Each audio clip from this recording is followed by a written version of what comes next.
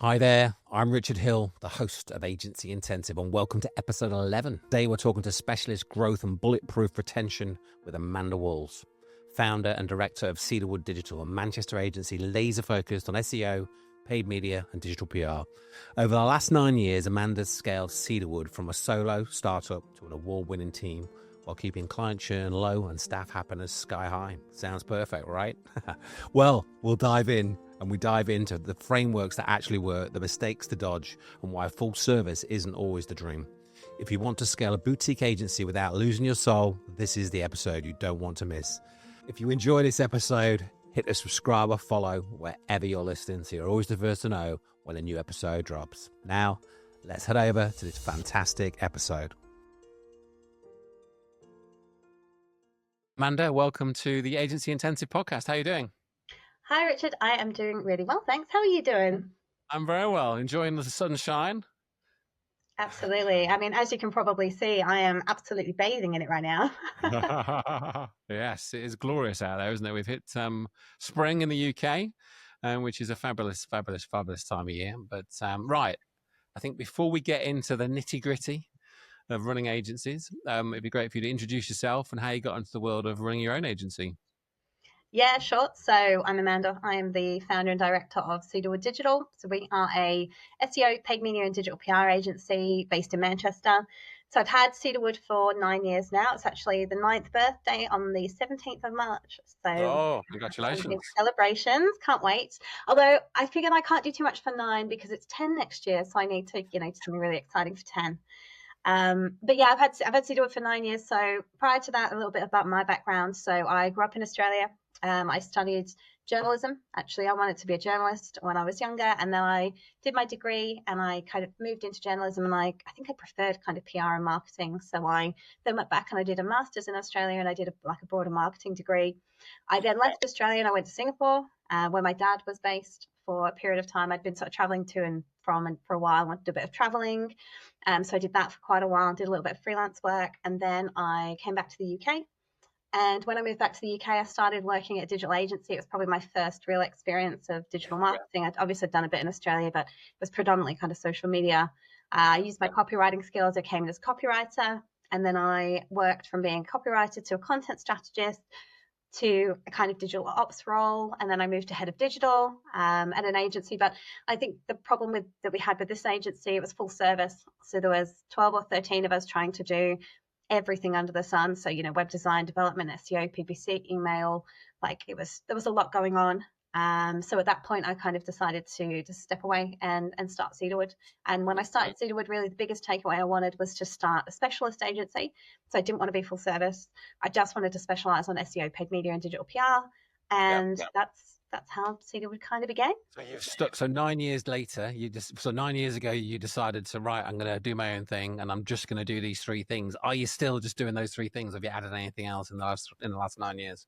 No, we're still just doing those same 3 things. But we're still doing, I guess what you could say is that our paid media side of things has maybe expanded to incorporate things like TikTok and Meta ads, just because they've become more popular. And obviously 9 years ago, they weren't really a thing. But aside from that, SEO, digital PR and paid media is still our core offering. We won't do anything else. I couldn't build a website to save my life. I don't really want that as part of our offering. There's a lot of really great companies out there that do it. And we partner with some, and that's great. But it's not for us. We prefer to specialize in what we specialize in. And we find that clients actually prefer that as well. So I think it works both ways. No, I think here, I would say, I think specializing seems to be a key theme on the podcast. Obviously, there's a lot of things you can do, and you sort of get busy, like you say, in your previous agencies, you're busy trying to do or master a lot of different things. But in reality, if your deep specialization attracts certain types of clients potentially, and obviously then potentially easier to service because you're doing that all day, every day. You're very, very specialist in what you do, but expanding a little bit within those verticals, if you like, of, if a new platform comes along, exploring it potentially, and then is it a fit? Yes, it is. That fits because we've already got a creative team that are creating creative for Meta, for example, but now TikTok, maybe a couple of years ago, it was like, right, okay, actually, this is a fit for some of the skills we've got. Obviously, we can add value to our existing clients quite easily. Love it. So 9 years, that's quite a while. It's quite a while. obviously seen some great growth. What would you say has been your biggest learning around scaling the agency? Sure. So I think, well, actually, there's probably been two things. I think getting the right people has been very important. And I was really lucky when I started Cedarwood that a couple of my initial hires, one in particular who's now our head of operations, has been with us now for 7 years. So I'm really lucky to have had that kind of consistency and stability throughout. And I think in the early days, we had really, really strong staff retention, and we still do to a point. But as you get bigger, of course, your staff retention is going to go down a little bit because you've got more people that could potentially move to other businesses. And particularly in the last year or two, we've had a number of staff that have been pretty aggressively headhunted by other agencies, and that's been a challenge. So I think one of my biggest learnings has just been making sure that you're investing in people. And that's not necessarily by giving them, free beers and a free pool table and, half day off on their birthday. It's about giving them, understanding them like what they actually want. So, some people don't want to be a manager. Some people just want to come in at 9 o'clock. They want to leave at 5 o'clock. They want very little hassle, and they just want to get on with their job, and they don't really want to socialize. They just want to do them, and that's absolutely fine. And sometimes they're the most valuable people in your business. And sometimes you have the opposite. Some people come into the office and they want a really vibrant social life. So, I think it's about understanding from staff what makes them feel comfortable. And when they're comfortable, it's about, kind of how do they then, do their best work. And I think that's really important. And I think the other biggest learning that I've had more so in recent years is building a bit of buzz about your brand. Because for the first, I would say 4 to 5 years of Cedarwood, we weren't known as a brand. We weren't known as an agency. And at the start, I was kind of happy with that because I was like, this is great. We're not attracting any attention, positive or negative. We're just kind of minding our own business. And I'm a really private person, like with my private life, etc. So I don't like people talking about me or my business or anything like that. So I was like, this is great. But then I kind of got to year 4, 5, and I was like, but this has been fine because we've had clients that have stayed with us to date. But if we want to grow at any point, or if we want to replace clients that are inevitably going to leave, then we're going to need to start doing things. So I think, putting yourself out there, building a brand. I know people have various opinions about it, good and bad. People do have differing opinions on it, and I appreciate and I respect that. But I think for us, starting to talk at events has been very important.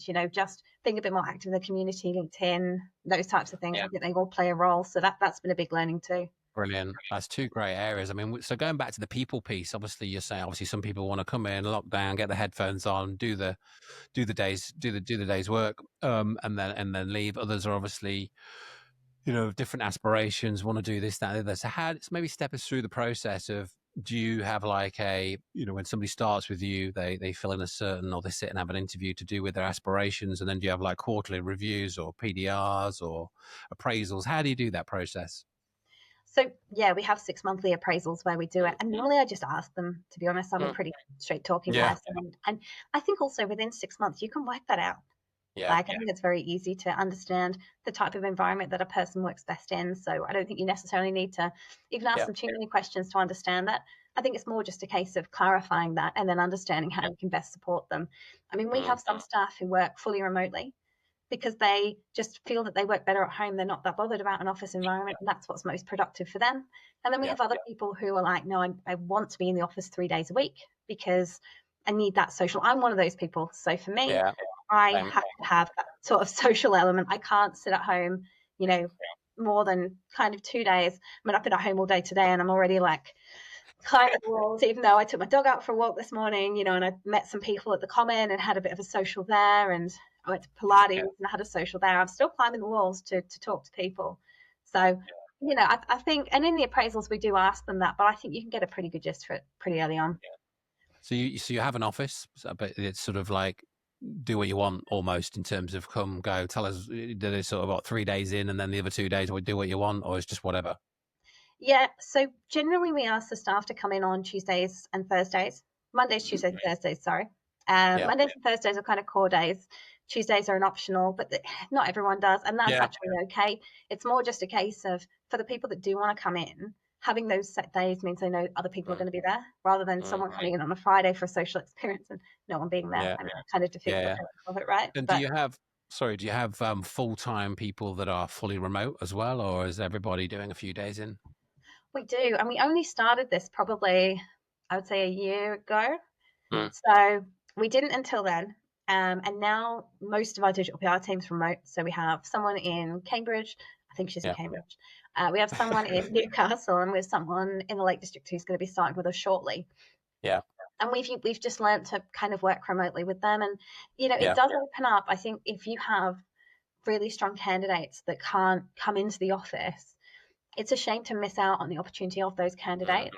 But you do have to find a balance. I certainly wouldn't want 50% of the team remote. And, we've got a new role going up for PPC executive at the minute, and I want that role in office because the rest of the team is in the office as well. Yeah, so for that team, for them to have that. But I definitely think there's the opportunity for remote working, and it does work well if it's done in the right way. Yeah, no, I agree. I totally agree. So you mentioned briefly on my first question, obviously we've got obviously investing in a team, understanding different people's sort of aspirations and trying to accommodate where you can and being very open with that. But you also mentioned about sort of getting yourself out there, podcasts, for example, speaking at events. And I know you've spoken at, looking at my colleagues' notes, Brighton SEO. But I know before we came on, we talked about, or before we hit record, we talked about going a little bit further afield to the sunny Vietnam, which you will have been to by the time this goes on air. But how do you sort of go about, what advice would you give to people that are listening in agency owners about getting some of those, great gigs, speaking at some of these big conferences? How do those come about, or how do you put yourself in line for those? How do you get noticed for those?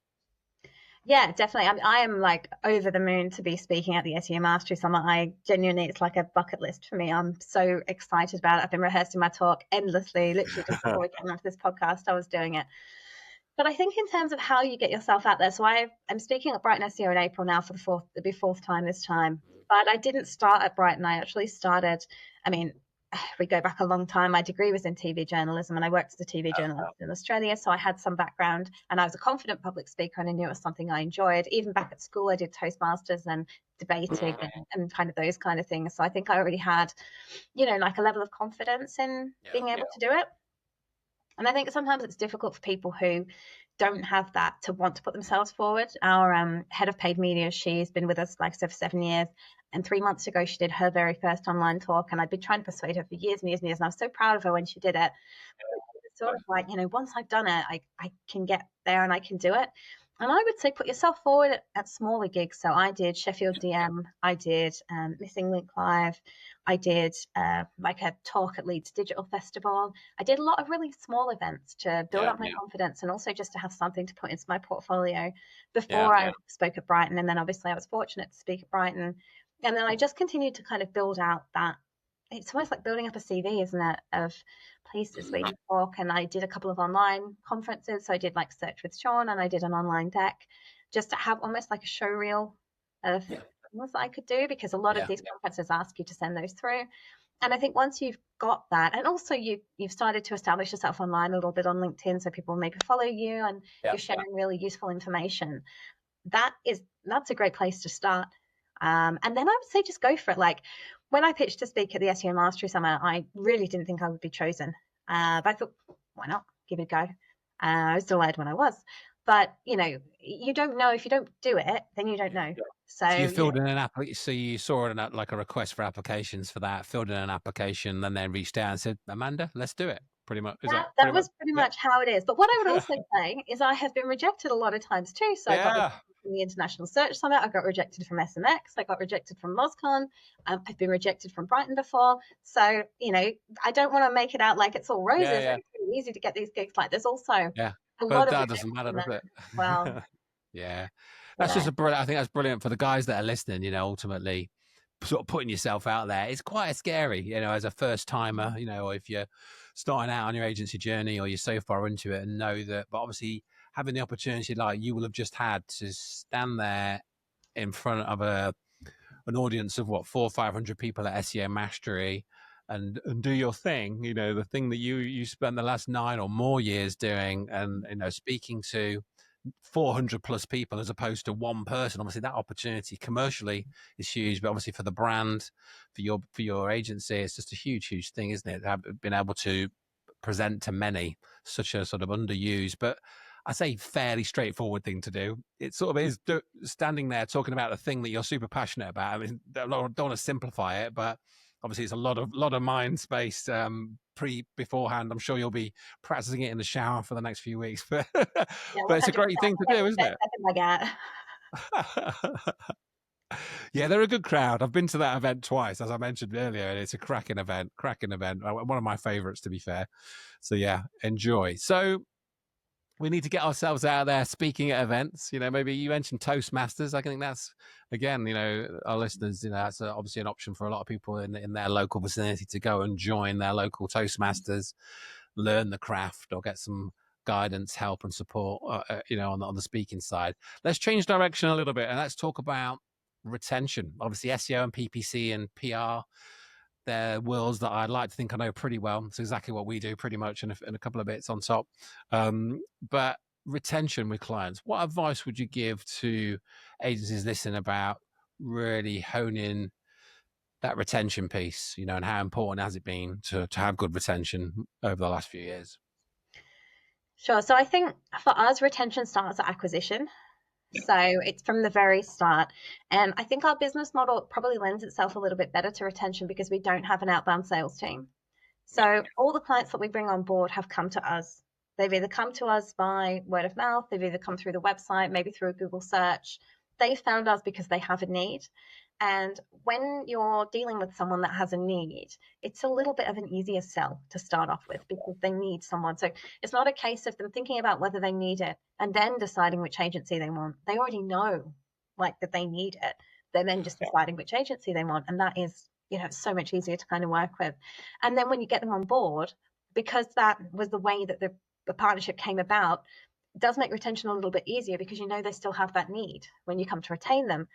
I think when it's the other way around and you're selling to someone and you're trying to explain to them why they need it, it's much easier for them to think, actually, I don't need this anymore because I didn't really need it to start off with. It wasn't on my radar, it wasn't on my plan, and maybe they did need it, but in their mind, they didn't think that they did. So I think if you've got that sales funnel, it's already from the start, it's making retention that a little bit harder because you've potentially sold to someone who may have thought, oh, we'll just try this out and see how it goes, rather than someone that's fully invested and therefore actively looking for something. So I think that the first part is a big part of it. The second part is what I like to call the initial call. So whenever someone inquires to us, I always say, can you jump on a phone call? And if they don't, we won't work with them. And the simple reason for that is if they don't have the time to spare 15 minutes or half an hour to talk to us about their project, I don't think they're really that invested in it. Because every client that I've spoken to that is genuinely invested in their business has done a call. They want to give us the best possible information we can have to make sure we're producing the best possible proposal that has the best possible outcome for their business. So I think there's almost a qualification stage at acquisition again that leads to retention because we're taking on board a more qualified client rather than someone that's maybe just done a tick box exercise and thought, well, I'll just go whatever agency ticks the box. And we have been in that process in the past and we've been that agency and then the year's up and they're like, right, cool, well, we're going to go out to tender again and we're going to go through this process again. And and that's difficult. So I think the first part of retention is acquisition. The second part is the way that you manage the clients when they're onboarded.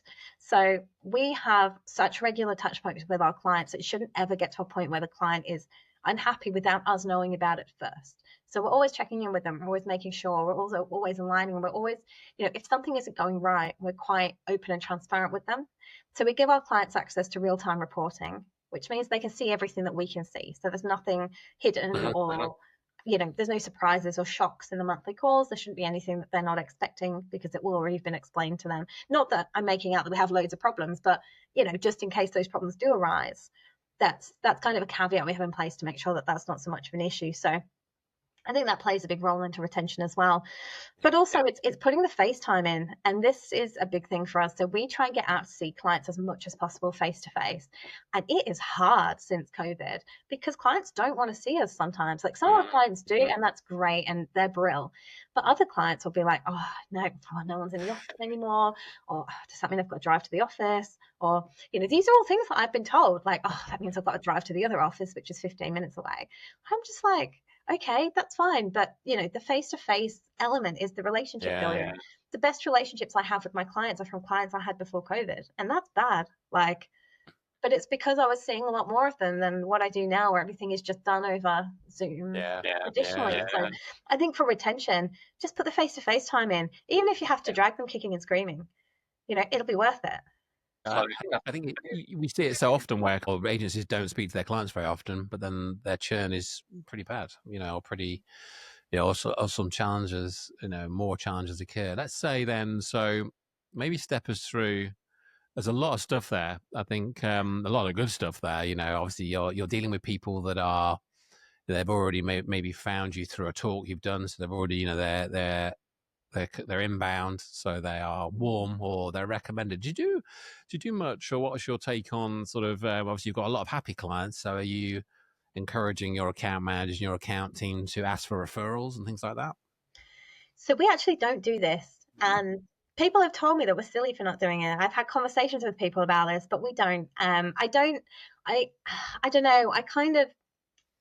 You know what? I was having this conversation the other day. So basically, we have just onboarded a new client that was a referral to me from my old flatmate, who also works in PPC, and he's friends with the person that owns the business. So he didn't want to work on it because he's friends with it, and he's like, look, if something was to go wrong, I wouldn't want to be involved, and I get that 100% because I feel the same. And I sometimes wonder, if you refer someone to someone else, even if they're doing a good job for you, it doesn't necessarily mean they're going to be the right fit for someone else. Because that's the other thing that I say about SEO. Like, SEO doesn't work for everyone. And I think people think I'm crazy when I say that, but it just doesn't work for everyone. Like, sometimes in the past, you've bought, quite frankly, too many bad links that your website is going to struggle to rank. Or, actually, if you won't make these changes or you won't do that, then SEO won't work. And I think there's always that element of, like, it's not a proven entity, right? I mean, none of them are SEO, PPC, digital PR. I mean, PPC for sure is easier. It's easier. You put X amount of money in, you generally will get X amount of money out. And our strongest client retention is on our PPC side, probably for that reason, because it's so measurable. But generally, I don't ask for referrals. I don't expect our clients to put their neck on the line. I don't know why. I probably should. I should probably offer them 10% if they do. And maybe we would get a lot more leads. But I would hope that if they trusted us enough and that they felt that we were doing a good job, they would naturally find the need to. Yeah. No, I'm just curious because I think sometimes we do, but yeah, sometimes, yeah. So obviously, every now and then, it all sounds very rosy at Cedarwood Digital. Sounds like the dream. Clients are coming in for rock up to travel around the world, first class to Vietnam, and not quite. All expenses paid. That is very unlikely. I know Mads too well. It won't be all expenses paid. Sorry, Mads. You can suggest that to him, though. So you obviously nice inbound coming in, and then obviously you're very sort of I guess strictish on who you will and won't work with, which is brilliant. Quite clear on who you will and won't work with, especially if if they haven't got the time to come to a meeting or an issue. It's like, not a great fit. And then even then you're sort of vetting them through that call, making sure you can help them. That your services align with where they are at that point and what their aspirations are and so forth. But every now and then, I'm sure the reality is it doesn't go great. Maybe. So maybe how do you handle difficult client relationships, or how do you help your team manage difficult client relationships where something has really drastically gone wrong? Yeah, I mean, yes, it's difficult. And yes, we do have those circumstances. We have them all the time, to be honest. It's not that everything goes wrong all the time, but there'll always be something from a client perspective that maybe it's not quite right. It doesn't even have to be a performance-related issue. It could just be that their emails aren't getting answered quickly enough, or they're not getting this, or they've read a metric wrong, or whatever the case might be. So I had to do a lot of work on myself when I started an agency, because I don't know if you've ever done color profiling, but I'm a red blue. And basically what that means is that I fire up in the face of kind of confrontation or anything along those lines. So, and actually it's quite scary because my natural profile is just red. There's nothing else in there. So I go from 0 to 100 very quickly at times. And I had to do a huge amount of work on my emotional intelligence and everything to bring myself to a position where I was more confident to, comfortably deal with clients. And I'm kind of very open about that because I have done a lot of work on it. And I know there's a lot of people, because I think a lot of agency owners fall into that category, and we have to do a lot of work on it to put ourselves in that position. And every now and again, my red appears and I have to kind of rein it back in and think that that's okay. But realistically, I mean, I guess the first thing is trying to make sure that doesn't happen, right? So putting all these things in place, making sure that we have bi-weekly meetings with a client and we're able to deal with things quickly, so that if a problem is raised, it's not something that's been brewing for an extended period of time. And I think immediately, if you can grab something that's in its infancy as opposed to something that's fully blown, that really helps. Last year we had an instance with a client where basically, due to a change of account manager and something else happening with an account manager, they had been communicated with, but there just would have been a difference in communication pattern. And I think over the period of 4 to 6 weeks, everything just boiled over and there was just an explosion. And in that instance, whatever you're trying to do, it's really difficult to get it to work. So I think the first thing is making sure it doesn't get to that point. And it never should get to that point. And it shouldn't have got to that point, But it happens, doesn't it? Yeah. But it does happen, from time to time. So I think, the first part is mitigating that potential issue. The second for me is trying to understand what is actually causing the problem. Because sometimes when a client comes with a query, I feel like, what are you actually trying to... What is the actual problem?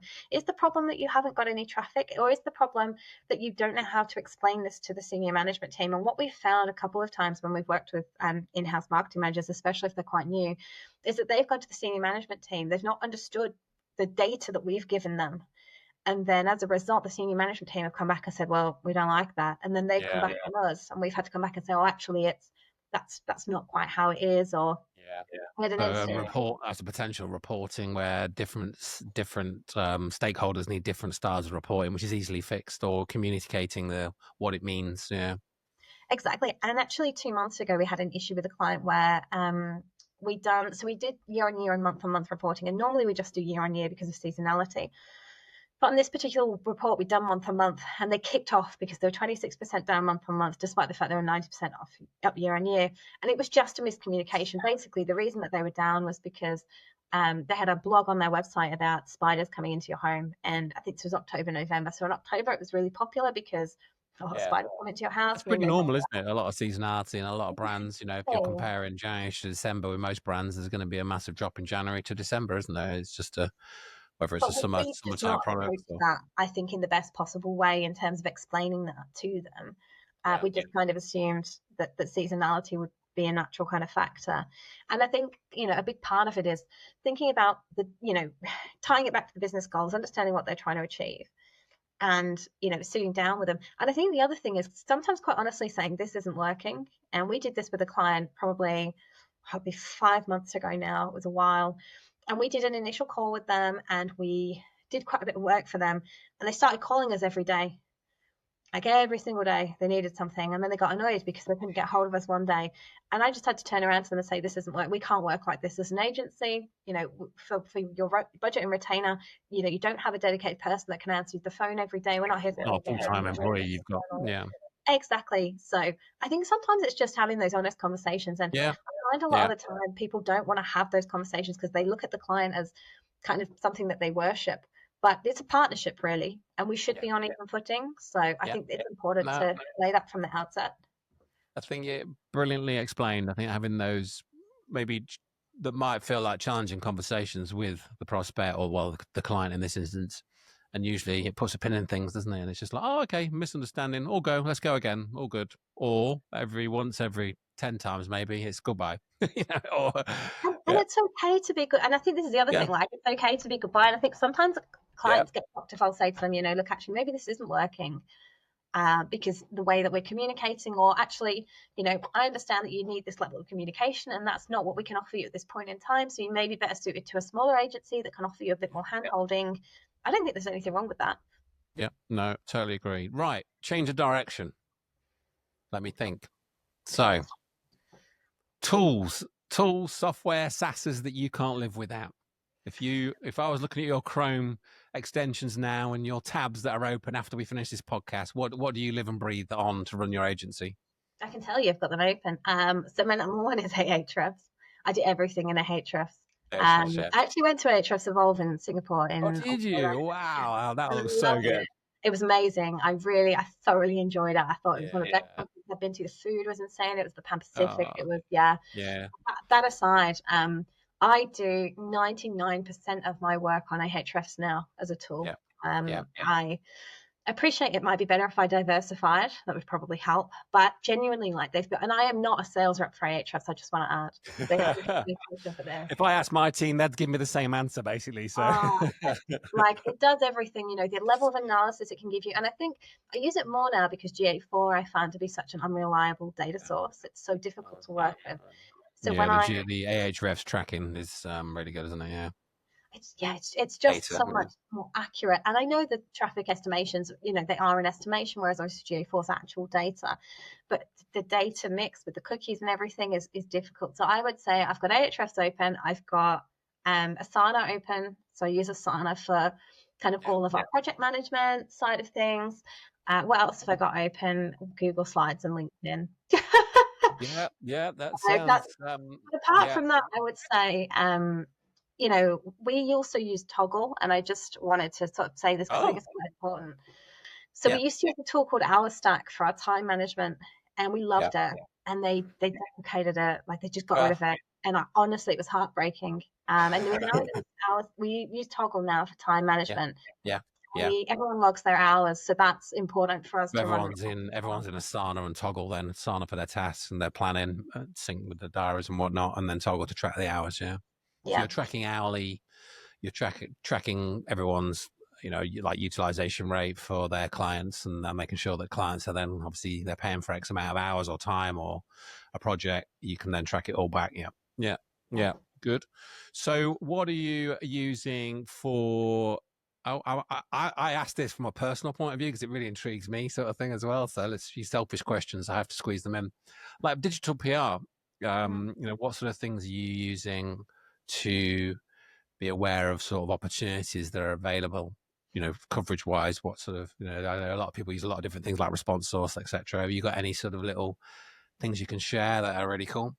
So we do use response source. Yeah. I use ChatGPT a lot for ideation for digital PR. I use it mainly. So we do a reactive newsroom. So every Monday and Wednesday, we get the whole team together for 20 minutes to basically pull any news stories that are relevant to our clients so we can get out quick reactive comment. For that, I basically get ChatGPT or Grok, because Grok tends to do it a little bit better. Not that I'm promoting Twitter. To collate all of the basically recent news stories from specific sectors in the UK, and just so I can have a scan through them. Saves me having to trawl through the newspaper. So I use that quite a lot for that. And that makes my life a lot easier. I also use it for data analysis. So if we're doing FOI requests, or we're doing any kind of data, analyzing a report, I'll just chuck the report in there and see what it comes out. Give you an overview. And I'll need to sometimes give it a few prompts and a few iterations. But in general, it's pretty good. The results that I've seen have been pretty strong. The other thing that we use it for digital PR for is to identify deeper linking opportunities. What I do with this is I use Ahrefs, and I find all of the keywords, positions 5 to 10, and I get ChatGPT to cluster them against the URL. So I can basically see very clearly which URLs are driving the most traffic based off what keyword themes. And then I can understand what kind of topics I want to cover from a digital PR perspective that are going to link into where there's the most opportunity, I guess, to build links. Yeah. No, I like that a lot. Well, thanks for sharing those, the tools. Yeah. Great. I love to hear what everyone's using. So brilliant. So obviously doing a lot of speaking, ramping up the speaking. Traveling around the world, living the dream.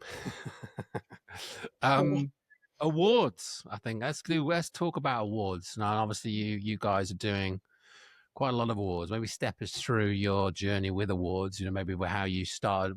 There's some of the obviously doing digital PR as an agency. It's a bit of a natural fit. Obviously, I'm guessing you're pretty good at writing them because you do it for a living. But the sort of journey of stepping into that first award entry or submission. And then what you're doing now, bring us up to date and maybe what the plans are with awards. Yeah, so I would definitely say with awards, it took us about 3 years before we won anything. It's definitely, maybe people do, but I've not seen anyone kind of just go into the award space and get it right first time. When I started, I didn't know how to structure an awards entry. I didn't know how to write an awards entry. I had no ideas. Don't Panic, who run like the UK Search Awards and the European Search Awards, they have a really helpful video on their website, and I highly recommend anyone goes to watch it. It's about an hour long. and it's with the judges, and they talk to you about what they really want from an awards entry. And that video really changed my awards entries, because now they're so much better. They're so much better structured. Like, I'm getting all the information in there. So they give you feedback every time you enter an award. So I was able to collate a lot of information. What we actually do with the feedback is we collate it in one main. So we've got a huge document of all the feedback we've ever received for any of our awards. And when we enter them, because we've just entered the European Search Awards, we essentially have someone go through our awards and cross-reference all the feedback that we've received to check that it aligns with all of that feedback. Whether that'll help or not, I don't know. That's great. Yeah, make sure you're ticking all the maybe reasons why you didn't win the last one, or the feedback, shall we say? Yeah. I think, with awards, just do good work. Like, do good work, but also know how to explain that. So know what they want. I mean, there's things like, they're saying, oh, when you have a target, make it a whole number, don't just make it a percentage. Like, be able to back it up. If I've got clients where I can't get access to GA4, I probably won't enter them into an award, because even though, yes, you can see some bits on Ahrefs, I can't really give good data that's going to back up what I'm doing, unless Ahrefs looks beautiful. It's hard. The hockey stick. Yeah. I mean, that's the dream. But, unless it really looks great, I can't, if I don't have the GA4 data, there really isn't any point trying to put an entry in. But I would just say, look, I've learned a lot over the years. Now, we just finished the European Search Awards. We entered 18 categories, which is a lot, actually, this year. You entered 18 categories? Yeah, we entered 18 categories. So that was a lot. That's a week's work at least. It was more than. But it is worth it, I think, because it's nice for the team for a start to go. Yeah. It's a good night out. It's nice to just celebrate with the rest of the industry. And I think sometimes, we don't, and again, I come back to this face-to-face type thing. So we're off to Krakow in May. I think it's the first week of May. Yeah. And it's just nice to see people. Like, it's nice to catch up, and it's nice. It's a nice holiday, just a couple of days to get away. And the UK Search Awards was nice. We went down to London in December, and again, we took some team members. And it's just nice for them to be recognised for the work that they've done. I know that people have different views on awards. Some people really love them, and I think some people don't have such positive views of them. But for us, I mean, it's always just been a really nice thing. And people do say, oh, they do recognise it when we pitch. And I think that's nice as well. Yeah. I like the idea of entering a lot in one go, because obviously it's obviously an insane amount of work. But if you're doing 2 or 3, what's 4 or 5 or 6 or... And obviously, then you're ultimately commercially paying to go somewhere with the team, whether that's London or wherever it may be. You're paying for that night anyway. So if you've got half a dozen opportunities to win one, you should come back with one, at least. Well, you would think that, wouldn't you? 18, I reckon you're going to come back with 4. Yeah, it doesn't work like that, though, unfortunately. I wish it did, but no, it's you know what? I've met some of the judges, and they are generally the most decent, ethical. Like, they take their job really seriously, and I really respect that. I think I saw on your website before we came on that you won one of the e-commerce awards last year. Was that right? Or you were that? Yeah. Was it the one at the O2? No, it wasn't at the O2. It was. There was one that was in a building in the O2, which we were at. So I'm wondering if we're in the same awards do that night, but maybe not. So I didn't actually go to that awards. In fact, I think we're in trouble with the UK e-commerce awards, because, true story, we've now won for the last 4 years. So we won small agency for 3 years, and we won medium agency last year, and I've not been for the last 4 years. So this year, I'm going to go. Because we could be up against each other. Oh, yeah, of course. I never think about. Are you a medium agency? Yeah, so we won. Last year we won best e-commerce team. Right. And then I won the e-commerce personality of the year. Nice. Well, we were the ones that got booed because we weren't there. Sounds very cheesy saying that out loud. So we'll maybe be on the same table one day soon. For sure. Sounds good. So you're still very much committed to awards. Obviously, you've got 18 or so in flow at the moment. And maybe step us through. Obviously, you've been doing that for a while, and I think it is there's quite a lot of opinion on awards. But what are some of the things that have come from winning awards, or even just being nominated from awards? What sort of conversations and maybe commercial things have come from awards that you think wouldn't have happened? Visibility in Europe has been a big one for us. So, we the UK is a really crowded space. I was at a dinner last week, actually, with a a client, and I'm doing like an advisory piece at the minute. And a gentleman that was there said that there's something like 30,000 agencies in the UK, and we're all fighting over a very tiny piece of the pie. And the UK is very mature in terms of digital marketing. But Europe and the US and Asia, for example, are still growing in that space, and there's a lot less agencies there. So really a big thing for us has been international expansion. So at the minute, the majority of our clients are still based in the UK, but that's something we're very keen to change. You're working on.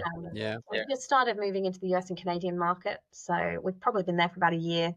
Europe, we've been there for longer than that, but the European Search Awards are exposing us to companies in Europe that we wouldn't otherwise have come across, and they wouldn't otherwise really have visibility of us. So I think the first thing for us, and we really want to get our clients in the US and Canada at the US Search Awards so we can have a bit more visibility there as well. And I think that that would be really important. But yeah, so the first thing would be visibility in Europe for us. It's just that's really helped, and we have had inquiries off the back of that for sure. So that's one of the reasons why we're entering so many awards at the European Search Awards, just to get that visibility out there. I also think, although I can't prove this, I think it's helping us to rank on large language models. So we're getting a lot of inquiries at the minute from people searching for top agencies on things like ChatGPT, and LLMs. And it wouldn't surprise me if where they pull a lot of their information from relate to awards websites, because authority sites, agency authority sites, that builds it up as well. And we do get some inquiries off the back of it. We don't get as many as we used to. So the first 2022, we got quite a lot. But in the last couple of years, it's not been as many. But it is just kind of a nice, I think, particularly when we're dealing with bigger businesses and they're going to a senior team and they're trying to sell an agency in, for them to say, UK Agency of the Year, European Agency of the Year, it's an easier sell. It's a big thing. And I think I like the idea what you're saying, where obviously you're submitting 18. Well, some of those I'm sure you maybe alluded to are specific industries. So if you're submitting for the finance, for the travel, and obviously to win, then we're the European Search Agency of the Year for travel, and then a travel company is looking for a travel agency. Clearly, straight away it's like a laser-sighted opportunity for them, for you. You're the experts because you didn't just win the search award, you won it for a particular vertical. And then you're going to get very specific inquiries from finance, travel, whatever it may be. Yeah. That's what we try and focus on as well. So, we have, particularly this time, I think we've got 7 different vertical awards. We've also got things like best use of data, best use of PR in search, so the areas that we specialize in as well. So it is, not just the agency awards, because a lot of time the agency awards, I think they focus on agency culture, which is obviously very important. But when it comes to performance, it's those vertical awards that I think add for a lot. Love it. So do you, when you maybe, a bit of a loaded question maybe, but when you take on a new bit of work or a new brand, new client, do you think, this will be a brilliant award entry in 12 months if we can do this, this, and this? They're at this, whatever they're doing, a 10 million quid now by search, whatever the numbers are. They're not ranking very well, blah, blah, blah. Now, if we can get them to here, what a cracking case study, what a cracking award entry for finance that would be, and then work towards, obviously, doing what you set out to do to then create 12 months down the line, a good case study that then can become an award entry maybe? So I don't think of them as an award entry, but I definitely do think of them as a case study. And, this is an interesting one. So we've had mixed kind of views in terms of businesses that have inquired. So we've had a lot of businesses that have come to us from our case studies page and said, we've seen that you've done this work for this client. Can you do it for us? And the problem is at the minute, because we've got a good retention rate, this year already we've turned away 3 clients because they're in competitive sectors to clients that we already have. So that'd be great if those clients, it wouldn't be great if they didn't work with us anymore, but you know what I mean? Like if those clients weren't working with us anymore, then that'd be a great lead back. But unfortunately, it doesn't quite work that way. But I definitely think having case studies in specific sectors helps. Now, for us, there are sectors which I'm desperate to break into, but we don't have many case studies. So, for example, travel, we've probably only got 2, but my staff are desperate to work on travel clients. Like they really want to have a go. Personal finance, I want to do more work, and we've got tons on SEO and digital PR, but nothing on paid media. So again, I would love to get a paid media personal finance client. So it's often that, if we do come across a client of that type, then yes, I'll be thinking this client would make a brilliant case study. That doesn't mean we're going to work any harder or less harder, it's not going to change the way that we view them, but it's definitely, for sure. I mean, as an agency owner, that's my commercial acumen to think about, okay, how am I going to utilize this as to kind of build our leverage business it in some way. Yeah, exactly. And we're big on case studies. Well, Amanda, it's been a pleasure. It's gone very, very quick. Last couple of questions. Sure. So what are you focusing on now? This next sort of 6-12 months, what's very much in the plan for the next 6-12 months? So, well, for the next month, it's just getting through these talks. I've got the SEO Mastery Summit. I've then got Digital Marketing Europe and Lithuania. I've then got SEO, Brighton SEO. So the next month is incredibly busy. So I'm focusing on that. For the next 6 months, we've got quite a healthy new business pipeline at the minute. And we're hiring a couple of new roles. We've just hired a new digital PR strategist, and we're hiring for a PPC exec. So it'll be very much onboarding and settling those guys in, settling in the team, and then forecasting for what that looks like after we've kind of got through this busy period. What we tend to find is that Feb and March is really busy for new business, and then it quietens down. We're planning on redeveloping our website. So that's going to be a bit of focus for the next 6 months. We kind of want to have that done by September. And with that, we're going to be, rebranding our social media. We're reviving our blog on the website. We've got a pretty big focus on Cedarwood brand, really, for the next 6 months. So doing more on socials, TikTok, LinkedIn. We've got more people in the agency dedicated to that as well. Creating more case studies, because actually a lot of the case studies on our website are quite old. We've got loads of new clients that we've not done that with, and then getting out to see our clients a bit more. So that's kind of the 6 month plan, I guess. For 12 months, more so. Retention is going to be a big focus this year. So we have been lucky. We onboarded 4 new clients in Feb. So we've had a pretty busy start to the year already. Yeah, that's fantastic. I mean, it's going to be a busy time. The agency space is competitive at the minute because I think new business is a difficult task. So there's a definite race to the bottom. We have lost a few pitches on price recently. So it'll be looking at that. I want to refresh how we pitch and get a new presentation deck done, because we're the agency that very much does, how can I put it? We're not much for fancy decks and kind of big style things, and we're more about the kind of substance and what goes into it. But sometimes I think that does hold us back, particularly with bigger clients. It's a fine line, isn't it? Because you think, we didn't do enough, and then you get the feedback that it was too long and the deck was too long. You think, okay, then we'll do a 4-pager around their business, and then we didn't mention about all the awards we won. Oh God, you haven't got the pedigree. Yes, we have. We just didn't mention it. Or it's trying to. Yeah, there's no one size fits all. That's for sure. Yeah. 100%. And so, we'll just be spending that time, I think, finding that balance and trying to get it right. Yeah. Well, it sounds like a very exciting agency to be part of. So bloody well done. It does sound really, really good. So very, very pleased for you. So I like to finish every episode with a book recommendation. Amanda, do you have a book to recommend to our agency listeners?